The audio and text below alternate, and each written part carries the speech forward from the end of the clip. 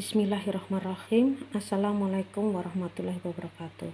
Perkenalkan, saya Anis Corini, calon guru penggerak angkatan 8 dari SMA Negeri Gondangrejo, akan mempresentasikan demonstrasi konseptual modul 1.1 terkait implementasi pemikiran Ki Hajar Dewantara tentang pendidikan yang berpihak pada murid sesuai dengan konteks diri murid dan sosial budaya dari daerah asal. Pemikiran Ki Hajar Dewantara tentang pendidikan dan pengajaran. Kalau menurut Ki Hajar Dewantara, pendidikan itu memberi tuntunan terhadap segala kekuatan kodrat yang dimiliki anak agar ia mampu mencapai keselamatan dan kebahagiaan yang setinggi-tingginya, baik sebagai manusia ataupun sebagai anggota masyarakat. Dalam proses pendidikan itu tidak terlepas dari pengajaran. Kalau pengajaran nantinya akan memberikan ilmu yang bermanfaat bagi anak, baik secara lahir maupun batin. Sedangkan pendidikan itu sebagai tempat persemayaman benih-benih atau pondasi untuk menjemput impian berupa peradaban atau budaya yang lebih manusiawi. Perlu diingat, dengan adanya pendidikan akan dapat mengalami perubahan ke arah yang lebih baik lagi sesuai dengan kodrat alam dan kodrat zaman yang bersumber pada nilai-nilai kemanusiaan. Selain itu, dalam pendidikan sang anak juga memiliki hak untuk bergerak sesuai kodrat alam dan kodrat zaman, karena masing-masing anak tidak ada yang sama sifatnya, baik wataknya, karakternya maupun bakat minatnya, meskipun anak tersebut kembar. Sedangkan makna kodrat alam dan kodrat zaman menurut Ki Hajar Dewantara, kalau kodrat alam itu berkaitan dengan sifat dan bentuk di mana lingkungan anak berada, apakah berada di Indonesia, berada di Timur Tengah ataupun berada di benua Eropa. Sedangkan kodrat zaman menurut Ki Hajar Dewantara itu berkaitan dengan isi dan irama. Maksudnya, pendidikan disesuaikan dengan perkembangan zaman.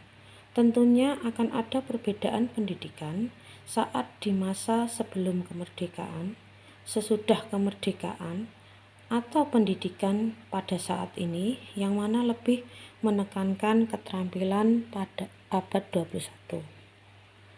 Intinya, pendidikan itu akan mengalami perubahan, memanusiakan manusia, dan memperkuat nilai-nilai kemanusiaan, yang mana pendidikan itu harus menghargai keberagaman dan memerdekakan pembelajar, sehingga terbentuk cipta, rasa, karsa, dan raga atau budi pekerti. Dengan cipta akan mengolah pikiran menjadi tajam, dengan rasa akan mengolah perasaan menjadi lebih halus, dengan karsa akan memperkuat kemauan, dan dengan olahraga akan menyehatkan jasmani kita yang akhirnya akan membawa kesempurnaan anak pada kebijaksanaan. Sedangkan keterkaitan relevansi pemikiran Ki Hajar Dewantara dengan konteks pendidikan pada saat pendidikan di Indonesia pada saat ini, menurutku saya sudah merasa melaksanakan pemikiran Ki Hajar Dewantara yang berpusat pada murid dan memiliki kemerdekaan menjalankan aktivitas sebagai guru dengan semboyannya ing ngarsa sung tulodo, ing madya mangun karsa, tuturi handayani. Ing ngarsa sung tulodo artinya di depan saya memberikan pembelajaran sesuai karakteristik murid-murid.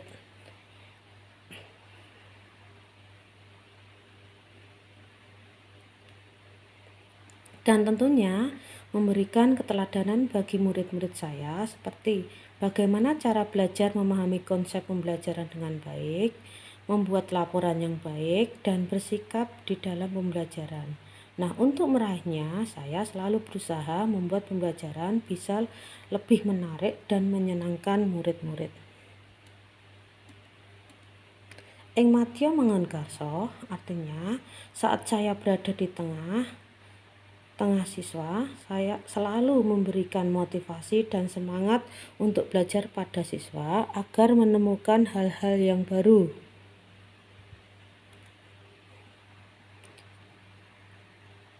Yang bermanfaat, seperti pada awal pembelajaran, saya selalu bertanya, apakah cita-cita murid saya dan bagaimana mencapainya.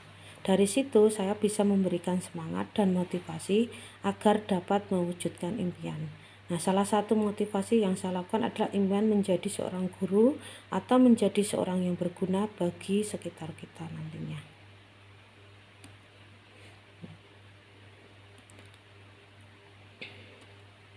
Tutwuri Handayani artinya, saat saya berada di belakang, maka saya selalu memberikan tugas dan memberikan kepercayaan. Seperti saya membuat kuis yang dijawab di buku tugas dan membahasnya agar nanti selesai KPM, siswa mendapatkan nilai maksimal dan tidak perlu remedi. Dengan harapan, setelah mengerjakan kuis di awal setiap materi baru, nantinya siswa akan berusaha mendapatkan nilai dengan rasa kepercayaan tinggi dan juga mendapatkan pengetahuan yang baru dan memunculkan ide-ide. Ini gambarnya ya. Nah, ini hasil karya salah contoh dari siswa saya, yaitu membuat daur ulang dari bahan-bahan bekas. Nah, ini dari kaca dan juga dari kain perca, kemudian mempresentasikannya.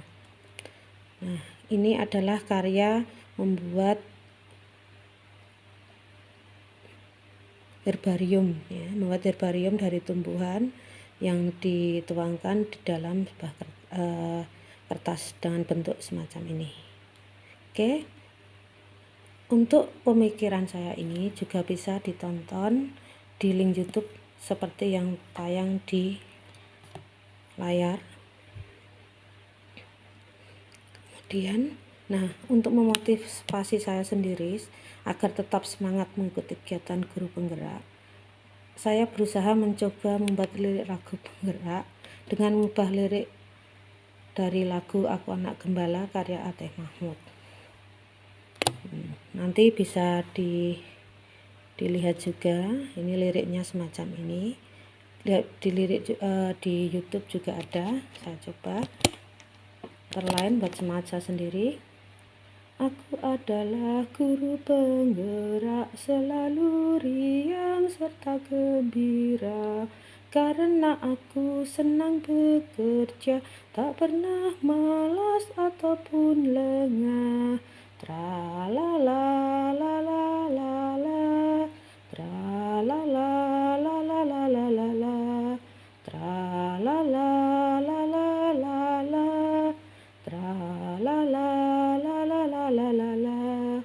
Setiap hari ku dibimbingnya agar menjadi guru yang hebat. Guru penggerak siap bergerak untuk cerdaskan anak Indonesia. Tra-la-la, la-la-la-la, tra-la-la, la-la-la-la-la, tra-la-la, la-la-la-la, tra-la-la, la-la-la-la-la. Demikian presentasi saya, semoga bermanfaat. Terima kasih, sampai ketemu lagi. Wassalamualaikum warahmatullahi wabarakatuh.